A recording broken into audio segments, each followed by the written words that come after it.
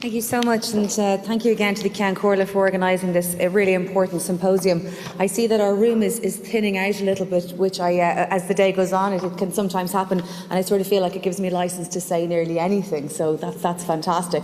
But the first thing is actually, you know, when we look at women's participation in Irish politics, when we look at the question of Irish women in politics generally, actually to me it's the most important issue, and because of how the numbers are so very disparate. I mean, we know now that Ireland is not 100th, but 101st in terms of representation. Patty, who's on the panel today, Patty gave me this marvellous chart, which I thought I'd bring up, about women's representation right across the globe. And just in case you thought we were doing well, I know you didn't, but here you go. We're the guys in red, right? So we're right up there with Pakistan, China, who else? Somalia and Kenya in terms of the proportion of women in politics, between 20 and 25%, which is pretty depressing. And we're 66th when it comes to women in ministerial office, 4th out of 14. And I remember Kathleen Funchion mentioning one night in the Dáil, we were talking at a women's debate, and it was at the end of the night, and she was saying, Sinn Féin TD, with great frustration, how she was so frustrated that women's issues sort of ended up at the end of the day, and we've reversed that in the Dáil. But I think we need to keep this front and centre at every occasion, because we are so far out. And with every respect to my colleague, gender quotas are nothing to do with age. We actually in Fine Gael keep trying to get young women to run. We try to get them involved in Young Fine Gael. We ask them to put up their hand, and we do surveys. And we had data recently about, would you be interested? Would you put up your hand for an officership, for running in the future? And we have no difficulty getting young men to run, and that's great, but huge difficulty getting young women to run.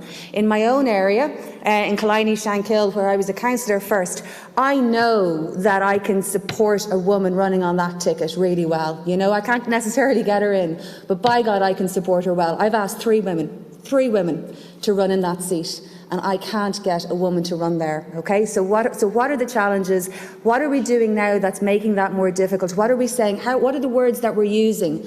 How are we sequencing things? How are we talking that's making that more difficult? For me, as equality spokesperson in Fine Gael, as vice chair of the party, I can't get a woman to run in my own area. So what am I doing wrong? And what are we doing wrong? And how can we address that today? And we've got an absolutely fantastic panel here to talk about that today, with domestic and international experience. I'd love if they would come up and join me, because it's much more important to hear from them. And because the day is moving on, let me introduce them as they come.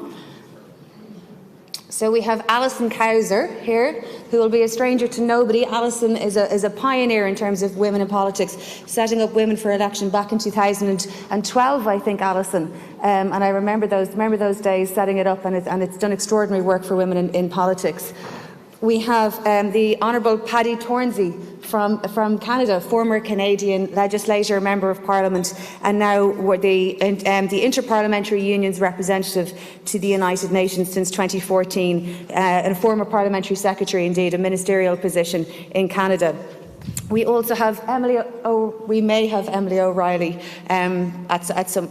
Emily, sorry, over here, Emily O'Reilly, excuse me, I didn't see her over my left shoulder and I looked over my right, my apologies, who of course is a stranger to nobody here, European Ombudsman since 2013, and indeed the first female Ombudsman and Information Commissioner in Ireland from 2003. We have Councillor Yemi Adenuga, who's a Fine Gael colleague of mine from Meath County Council. It's absolutely wonderful to see you here. And indeed we have Rachel Weston Essenbacher. And Rachel was a Member of Parliament in Vermont, and one of the youngest female legislators there, and is now, since over the past 15 years, working in gender and politics, moved to Jordan to support a new group of women parliamentarians there, and is now working out of Istanbul, supporting the UN on their regional policy development for that whole Central Asia region, which is not an easy region to support women in politics there. So we've got a fantastic panel, and I'd ask you to welcome them, please.